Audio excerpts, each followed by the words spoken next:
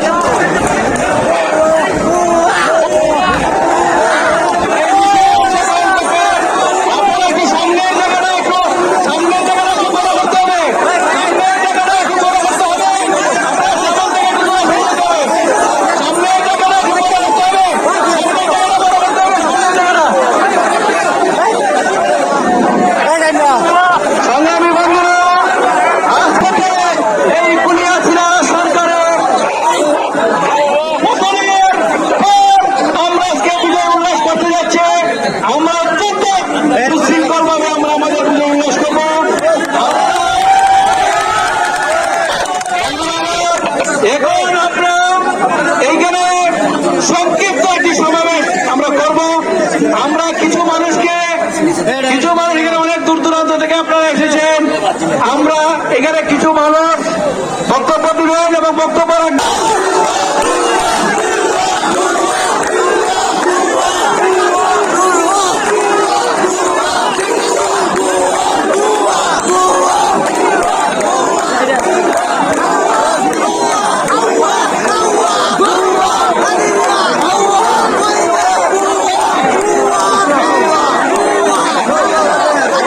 কি করবে টাকা মাইক বয়ে গেছে আমাদেরকে, কিন্তু কিছু করতে পারে ফাঁসি দিয়ে গেল আমাদেরকে, আর কিছু করতে পারে নাই।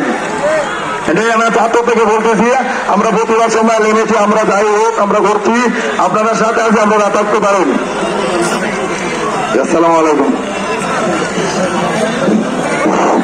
এখন আপনাদের সামনে বক্তব্য রাখবেন,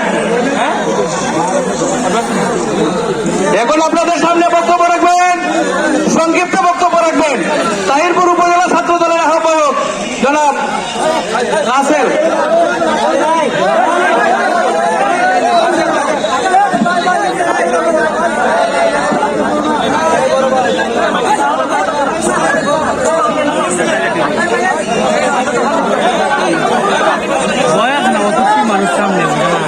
বিসমিল্লাহির রহমানির রহিম।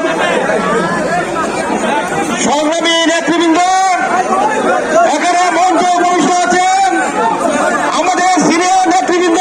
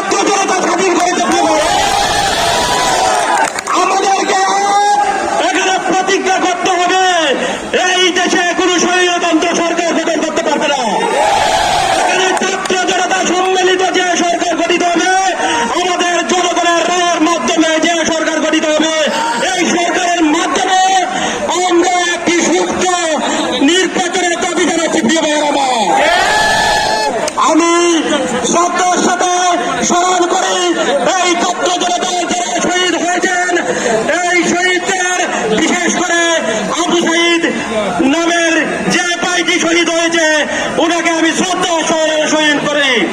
প্রিয় ভাইয়েরা আমার, আপনারা জানেন এই দেশে স্বৈরাচারী সরকারকে পতন করতে এই দেশের ছাত্র জনতার শতাশতি রক্ত দিতে হয়েছে। প্রিয় ভাইয়েরা, তাই আসুন আমরা ঐক্যবদ্ধভাবে শৃঙ্খলাভাবে এখানে যেন কোনো তৃতীয় শক্তি আমাদের মধ্যে গ্রাস করতে না পারে আমরা পাড়ায় মহল্লায় আমরা ছাত্র দলের ভাইদেরকে বলতে চাই, আমি উদ্দেশ্য করে আমরা পাহারা দিব যেন কেউ অসাম্প্রদায়িক ভাবে হিন্দুদের গির্জা মসজিদ মন্দিরে প্রতিষ্ঠানে হামলা না করতে পারে। প্রিয় ভাইরা, আমি সংক্ষিপ্তভাবে একটি কথা বলে শেষ করতে চাই, আমাদের ছাত্র দলের ভাইদেরকে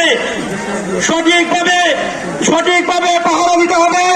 আমরা যে জায়গায় যে ধরনের অবিকৃত ঘটনা ঘটবো সাথে সাথে প্রতিহত করবো। প্রিয় ভাইরা, বাংলাদেশ জিন্দাবাদ, বাংলাদেশ দীর্ঘজীবী হোক, দেশ নায়ক জনাব তারেক রহমান জিন্দাবাদ জিন্দাবাদ।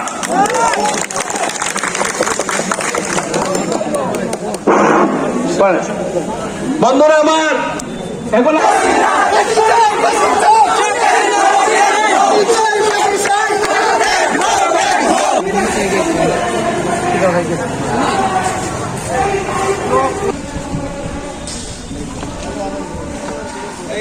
একটা